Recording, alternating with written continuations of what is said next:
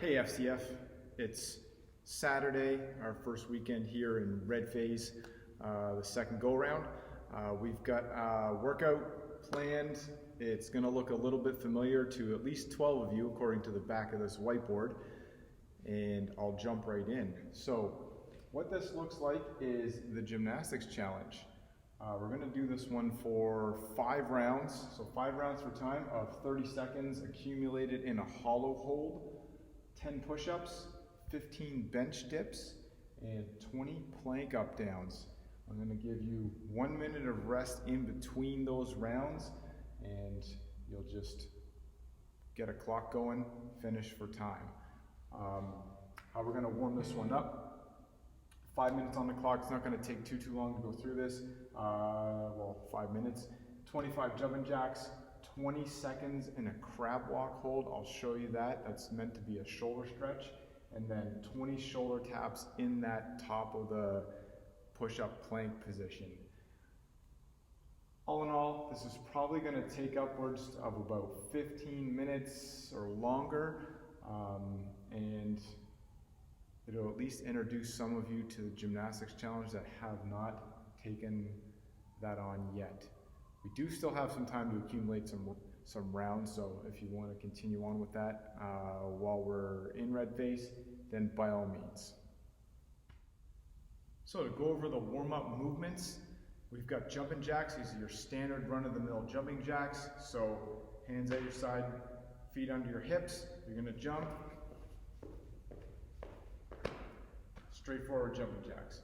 The crab walk hold, this one's going to be a pretty good stretch, and it's meant to stretch the front of your shoulder and your chest. So what you do is get down on the floor. Your hands are going to face, your fingers are going to face away from you. Feet are going to go flat on the floor, and I want you to try to push or keep your shoulder blades down. You don't want to shrug here while we do this. And all you're going to try to do is lay back and get your hips to the ceiling and hold it for 20 seconds. If you can't quite do 20 seconds, then accumulate 20 seconds before you move on to the shoulder taps. So from here, feet flat, you're going to push your hips to the ceiling. There's our friendly train, and you'll feel that stretch along right here. Try to push your hips as high as you can get them. That one's going to make that stretch the most. Shoulder taps, so we're in that plank position, top of a push-up. Your hand should stay underneath your shoulders, not close in or out extra wide. And your feet should stay in the push-up position. It should not get outside your hands. So from here, push-up position. Again, squeeze your bum, squeeze your belly. And all we're going to do is shift side to side, shoulder taps. From the side, I don't want to put my bum up in the air and do this one. I want to stay nice and flat, so I'm squeezing everything, and I'm just sliding side to side while I'm doing the shoulder taps. Not turning your hips. We want to stay facing the floor with our shoulders and our hips every time. So you'll probably get through about 3 rounds of that in the 5 minutes, and then we'll get into this workout.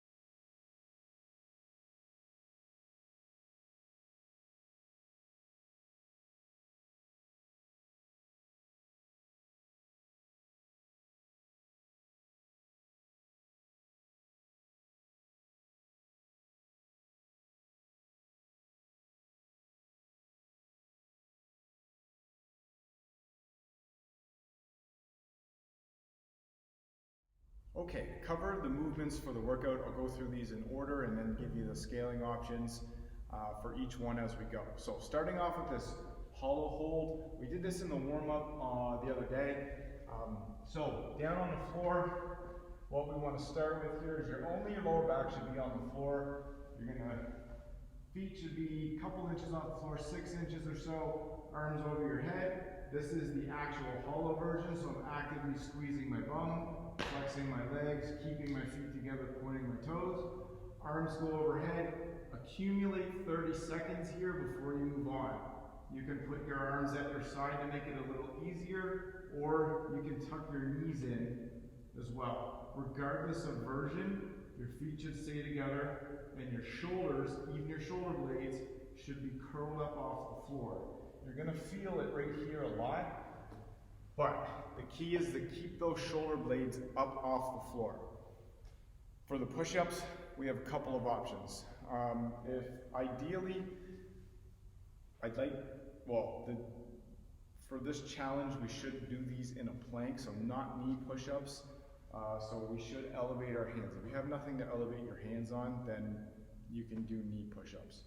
But push-ups, again, what we want to do, belly, chest, almost your chin to the floor. Everything is squeezed so that you move in a plank all the way down, all the way up. So what that looks like from the side is I'm squeezing. I'm going to go down to the floor, touch, press back up. One more. Press back up. If going from your toes on the floor is hard, we can start to elevate your hands. So you can get a sturdy piece of furniture, whatever else you can use to get your hands up. Something that's not going to slide against the floor or slide on the floor if you push against it. So you can get your hands up, same idea. We want to keep that plank so everything here is squeezed. I'm going to go or lower myself down to my low chest hits the bench and then push back up. The point of the push-up there is to always maintain the plank, and that's why we've made this one into you've got to hold the plank position versus go from your knees. Elevating your hands and maintaining the plank is better than going from your knees. Bench dips, you can do this on a coffee table, you can do this on chairs. Again, stuff that doesn't slide around when you push on it, but grab the edge, you're going to come off the front, you're going to go down as low as you can. You can get your shoulders below elbows, perfect. If not, we'll work with what we got. So down, press back up, till your elbows are locked out.